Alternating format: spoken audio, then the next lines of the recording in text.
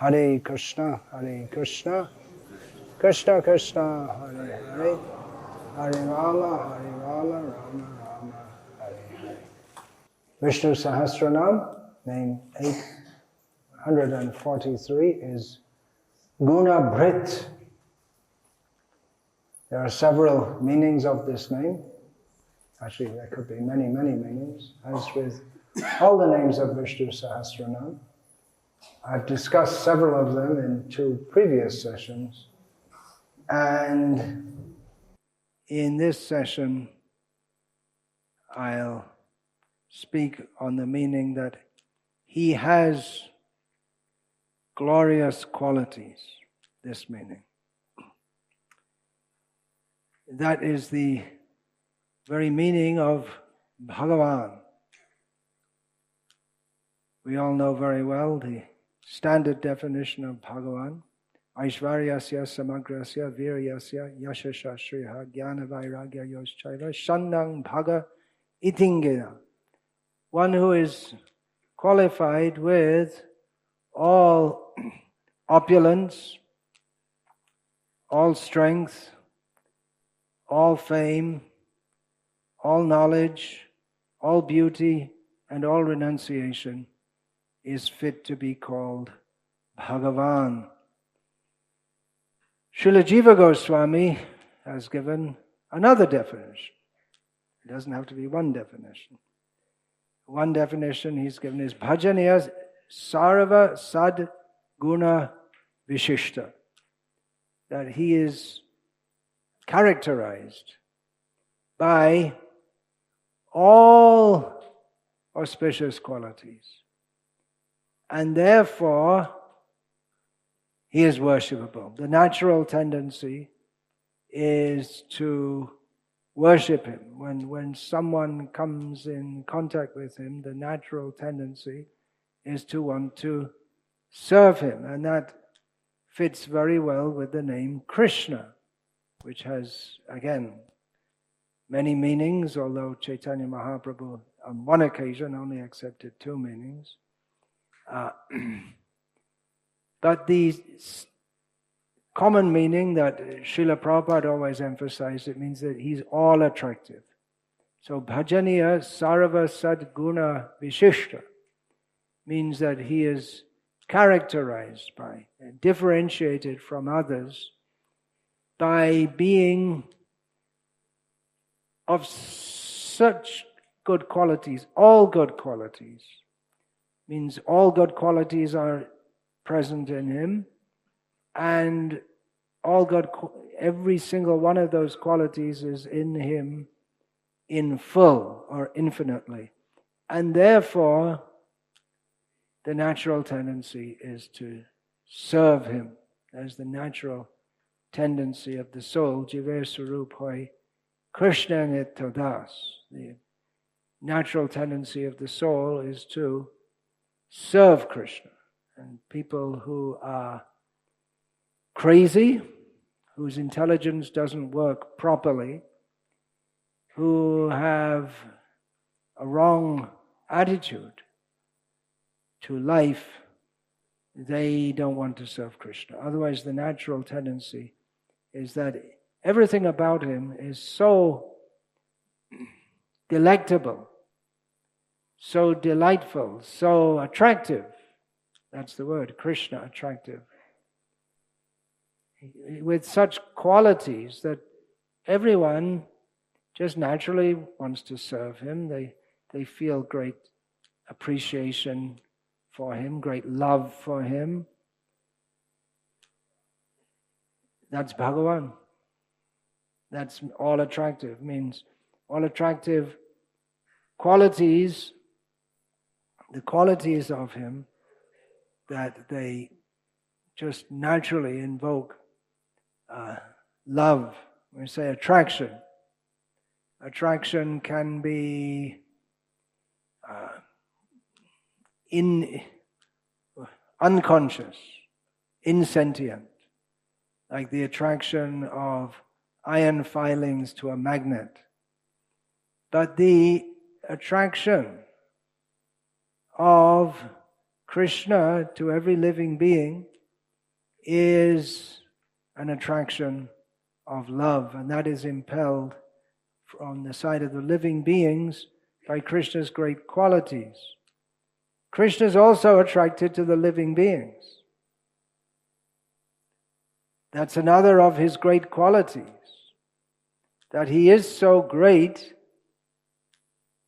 but he takes care of every living being, however small and insignificant they may be. Actually, we're all small and insignificant, speaking from a philosophical or scientific point of view. We're all extremely, extremely, extremely small. It's always good to remember how insignificant we are. It's a good start in getting a hold on reality, and it's a good start in becoming humble, which is the prerequisite for entering devotional service, is to remember that however big I think I am, however great I think my problems are, I'm one tiny being among innumerable living beings in a universe that is so vast, and I'm just in this body for a speck of time, and therefore, whatever the problem may be, there's family problem, legal problem, financial problem, social problem, health problem. Probably most of the persons present here have got all of these problems to some, in various ways, to some extent or other. But we should always remember, nothing is really real in this world inasmuch as it's flickering like a kaleidoscope. Maybe when you were a child, you played with a kaleidoscope, and each frame looks tantalizingly attractive, but then in a second it's gone, never to be again. So that's Krishna. Our real existence is in relationship with Krishna. We're very insignificant, and one of his great qualities, and this is stressed throughout the commentary of Parashara Bhakta in his commentary on Vishnu Sahasranama, is the Vatsalya, the quality of affection toward his devotees that the Supreme Lord has, although there's nothing in it for him. We don't trust people. Someone comes, they want to sell us something, we're immediately suspicious. He's out to get me. You go on YouTube, immediately there's some advertisement. Someone wants to sell me something.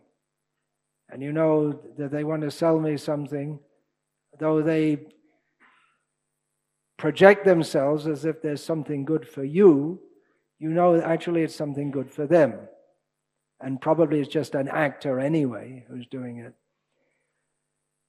But with Krishna, it's not like that. It's hard for us to understand Krishna. One thing is, he's so much greater than us. And another thing is, he has the quality of being so selfless, which we can't imagine because we're, at least I can speak for myself, we're so selfish, so self-centered. It's hard for people to appreciate Srila Prabhupada. He moved in the world, and how many hundreds and thousands of people saw him? Only a very small percentage surrendered at his lotus feet. Hard to relate to. In the Western world especially, there's an idea within our movement that we have to make our preaching in line with Western culture so that people can appreciate it more.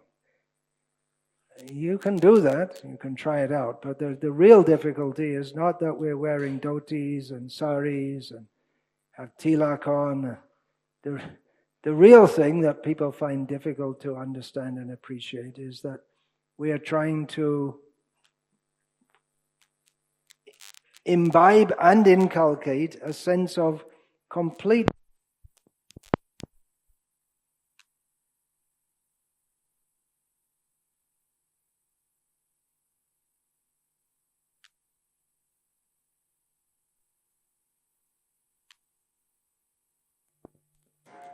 Hare Krishna. We're trying to imbibe and inculcate a sense of complete selflessness, which is unimaginable for the conditioned soul. Among all of Krishna's qualities, this Srila Prabhupada writes in his Krishna book, among all of Krishna's qualities, the most important is his mercy upon the conditioned souls. That's his selflessness. That is mercy. We talk about ahaituki kripa, causeless mercy. Well, the real mercy and full mercy is causeless. If I'm trying to help someone and I'm thinking I'll get something out of this, people will praise me. Maybe someone will write a book about me. I can show what a great person I am to others, whatever. Or maybe I'll get some advantage from them in future. There may be reasons that we help others. But that's not really mercy then. Mercy means an automatic, spontaneous desire to help others. One has to be in a superior position to give mercy. So Krishna has that. And that is his most important quality. We're talking about he who has qualities. Guna Bhrt. He who has qualities. What other qualities? Akhila Rasamrita Murti. He is the very form of all rasa. All that is relishable, all that is desirable, that which everyone desires. Srila Prabhupada, in his translation of this Cheto Darpana Marjanam verse, he says that Anandam Buddhi Vardhanam Pratipadam Purnamrita Svadanam. Srila Prabhupada translates, it enables to taste the nectar for which we are always anxious. Now, which we are always anxious is not in the Sanskrit. So that is what can be called Bhrt. There's a translation with commentary intertwined. So we're all anxious for nectar. We're all anxious for bliss. And Krishna is the very personification of that nectarian rasa or mellows which gives rise to bliss. Ananda Lila Purushottama. He's also described as, well, you can understand. Ananda Lila Purushottama. Those of you who are Indian, which means almost everyone here, means just from your language, the language that you speak, you can understand what Ananda Lila Purushottama means. At least to some extent. It's not like speaking, if I go in, for instance, America, and walk up to someone and say, Ananda Lila Purushottama, they'll think I'm speaking gibberish, or I'm speaking a foreign language. It is a foreign language to them. What it means, the extent and the depth of what it means, that requires realization. But at least linguistically, you can understand Ananda Lila Purushottama. His bliss, he is the supreme person, specifically the supreme male, who has blissful pastimes. or He's the Supreme Male who is blissful and has pastimes. Or He's the Supreme Male who has pastimes and is blissful. There's slightly different meaning. And then if we take Uttama to mean above the darkness of this material world, His happiness and His activities, He's the enjoyer of a happiness and activities which are above and beyond those of this dark material world, and in various ways it can be understood. So that is Krishna. Actually, all of His names that we're discussing in Vishnu Sahasranama, they all point toward different qualities of Him. So Guna Bhrt is a very apt name, and the next name is Nirguna, which means no qualities, and that's also apt in understanding that He's Purushottama. He is above the darkness of this material world. So His qualities are not part of this material world.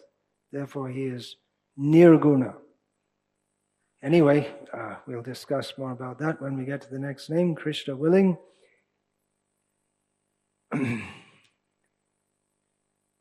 Quoting from Mahavaraha Purana, Sarve Nitya Shashvatascha Dehastasya Paramatmanaha Hanopadana Rahita Naiva Prakriti Ja Kvachit. All the forms of Paramatma, the Supreme Personality of Godhead, they're all eternal. Nitya Shashvata. So 2 words which mean eternal. Emphasizing, they're all eternal. They have nothing to be added to them and nothing to be taken away. There's nothing, they don't decay, there's no question of their decaying, and there's nothing more you can do to make them better. They're already Akhila Rasamrita Murti. They're already perfect in everything, in every way. And Naiva Prakriti Ja Kvachit. And it should never be thought that they are products of material energy. So, Guna Bhrt, everyone is Guna Bhrt. Everyone has some qualities, some good qualities, some bad qualities. But especially this is pertaining to the Supreme Personality of Godhead. When we talk about Him having qualities, it really makes sense. Just like we may say, someone who has no knowledge, they're living in a village. We have to remember that before this age of technology and communications, most people had very little idea of what was going on beyond their village or a little further. So there's someone living in the village all their life, and they may think that the headman of the village is the most powerful person. Well, he is powerful within his own sphere, within his own scope. But if he is to be compared to the king of the whole country, who has lakhs of villages underneath him, if we say India, the emperor of India, the Badshah, he has literally hundreds and thousands of villagers under him. So in comparison with the emperor, the headman in the village is insignificant. He's got qualities by which people look up to him, but compared to the emperor, he's just completely insignificant. So in this world, we see people have different qualities. But in comparison with Krishna, it's a waste of time glorifying fireflies in the presence of the sun. That's another example that can be given. Again from Mahavaraha Purana, Paramananda Sandoha Jnanamatrascha Sarvataha Sarve Sarva Gunai Purna Sarvadosha Vivarjitaha, talking about the plural forms. All the forms of the Lord are Paramananda, full of transcendental bliss and knowledge. Sarve Sarva Gunai Purnaha. All the forms of the Lord are resplendent with all qualities in full, and just to make the point further, they are free from any kind of dosha, any fault. Quoting from Vaishnava Tantra, Ashtadasha Mahadoshai Rahita Bhagavat Tanuhu Sarvaishvarya Mai Satya Vijnanananda Rupini. The form of the Supreme Personality of Godhead is eternal, full of knowledge, bliss, power, and opulence, and free of the 18 faults. So this is important. We're talking about the form of the Lord being Guna Bhrt. We're talking about the Supreme being Guna Bhrt, full of qualities. So that means the personality of Godhead. The next name, Nirguna, should not be understood in a totally impersonal manner. That's being emphasized here. The Supreme Personality, the Supreme is the Supreme Personality of Godhead. So, full of all good qualities means there's no scope for any fault. That's been emphasized in the last two verses, which I quoted. Here it's mentioned the Ashtadasha Mahadoshai, the 18 great faults. These 18 great faults which do not reside in any way whatsoever in the Supreme Personality of Godhead are described in the Vaishnava Yamala. So if we're to understand that He's full of all good qualities, we have to understand from the other side also that He's free of bad qualities. So those bad qualities are stated. Mohas Tandra Brahmo Ruksha Rasata Kama Ulbarnaha Lolata Mada Matsarye Hingsa Kheda Parishramo Asatyang Krodha Akanksha Ashankha Vishva Vibhramaha Vishamatvam Parapeksha Dosha Ashtadashadita.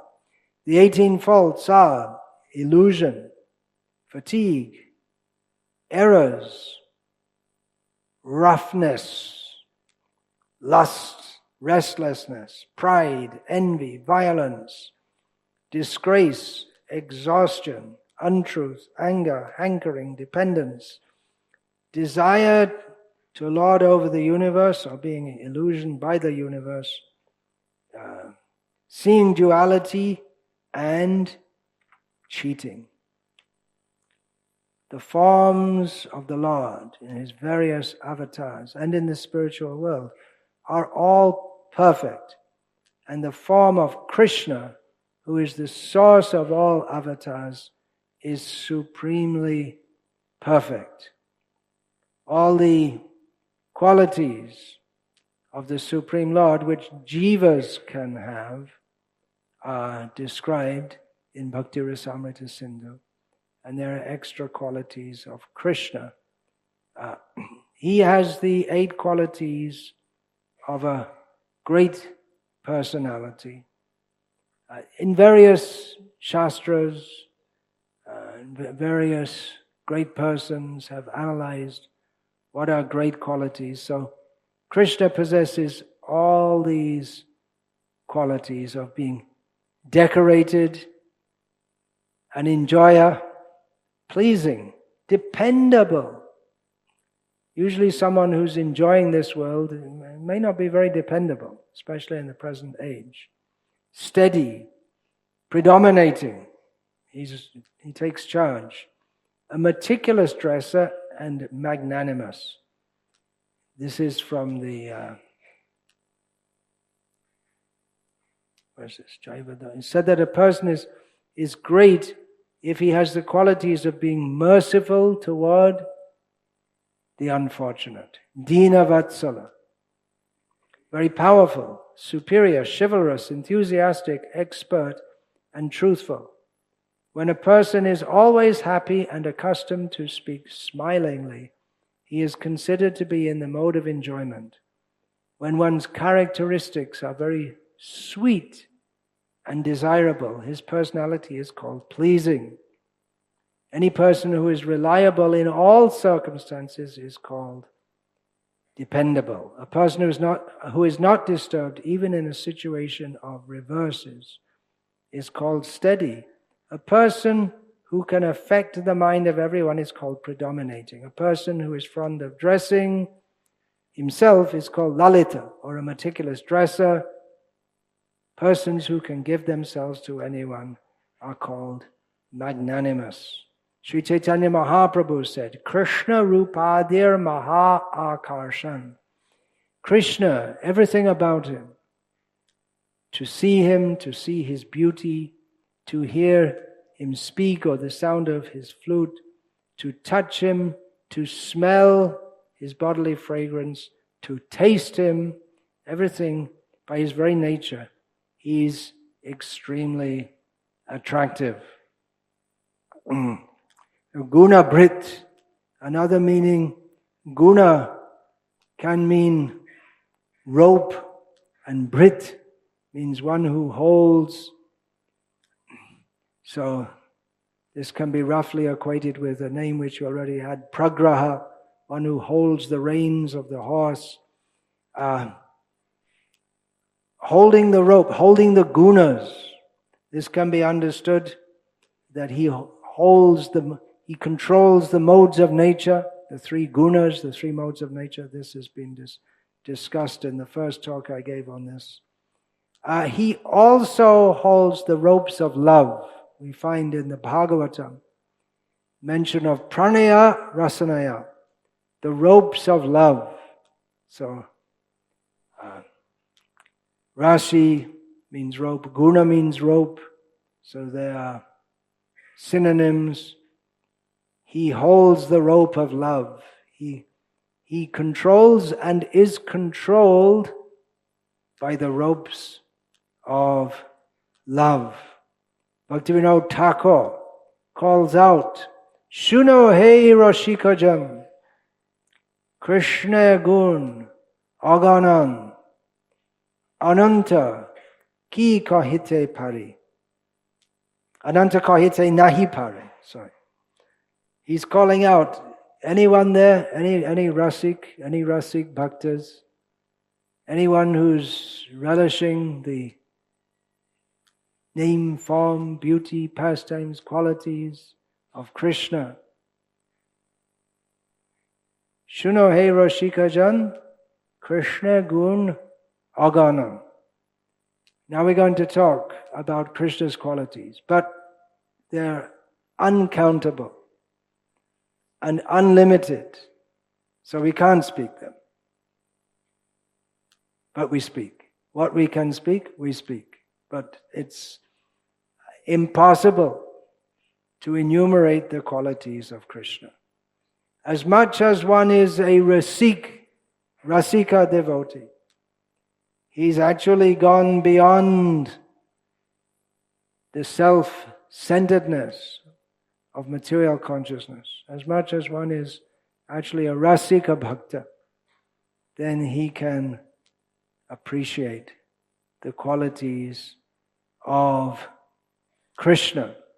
Bhagavatam is especially for those who are nirmatsaranam satam, those who are non-envious, saintly persons. To such persons, Vyasadeva says, Pipata Bhagavatam Rasamalayam, drink the nectar of this Bhagavatam forever, up until death, up until liberation, or whatever, just go on drinking it. qualities, we're talking about the qualities of Krishna that are they're actually appreciable by persons who are no longer enmeshed in the guna, in the modes of this material world or the qualities of this material world.